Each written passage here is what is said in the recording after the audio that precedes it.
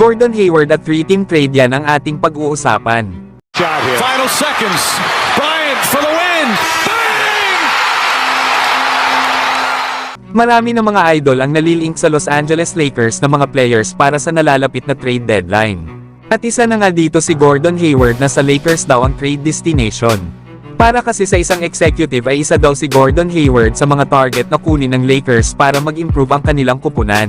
Desperado na nga daw ang Lakers dahil sa kanilang record sa ngayon na 17 wins at 18 losses.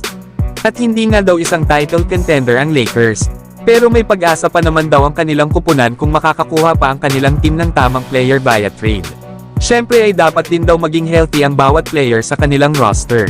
Sa ngayon daw ay may maayos naman daw ng mga players ang Lakers pero kulang daw sila ng mga shooter. At isa na nga daw si Gordon Hayward sa mga elite snipers na mas better nga daw itong option pagdating sa opensa kesa kana Cam Reddish at Jared Vanderbilt. Bagamat wala na nga daw ito sa kanyang prime at meron na nga itong edad na 33 years old. Ay may sense pa naman daw na kunin ito ng Lakers lalo na daw sa kaya niyang maibigay sa kanilang kupunan.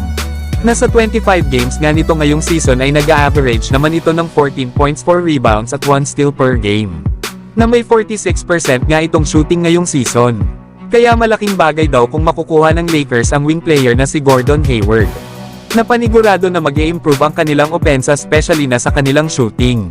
Samantalang meron namang 3-team blockbuster trade idea sa pagitan ng Lakers, Heat at Hawks. At ito nga ang trade idea ng tatlong kupunan. Na makukuha daw ng Atlanta Hawks sila Tyler Hero, Duncan Robinson, D'Angelo Russell, Rui Hachimura at Nikola Jovic. At ang 2028 at 2030 first round pick mula sa Miami Heat. At ang 29 first round pick mula naman sa Lakers. Samantalang makukuha naman ng Lakers itong sila DeJounte Murray at Bogdan Bogdanovic. Habang makukuha naman ng Miami Heat itong si Trae Young. Na para nga daw sa Atlanta Hawks ay bagamat mawawalan daw sila ng starting backcourt. Ay mga quality young players naman daw ang kanilang makukuhang kapalit. Na maaari nga daw pangunahan ni Tyler Hero ang kanilang kupunan lalo at meron pa silang mga future first round picks na nakuha. Magagamit nga daw nila ito sa pagre-rebuild o sa paggawa ng trade. Para naman daw sa Miami Heat, ay matagal na nga daw nilang pinapangarap na makakuha ng isang superstar guard na pupuno sa pangarap nilang makapag-champion. Lalo at itong si Trae Young ay nag-a-average ngayong season ng 28 points at 11 assists per game. Kaya kung makukuha daw ng Miami Heat itong offensive engine na si Trae Young, ay ang Miami Heat daw ang paborito sa East na manalo. Para naman sa Lakers ay kailangan nga daw talaga ng isang point guard na makakasama ni LeBron James. Katulad na lang daw noong 2020 kung saan nanalo ang Lakers ng championship ay malaki daw ang naging papel noon ni Rajon Rondo kasama ni LeBron bilang point guard. Kaya maaari daw mapuna ni DeJounte Murray ang role sa pagiging point guard. Lalo at nag-a-average ito ngayong season ng 20 points, 4 rebounds at 5 assists per game.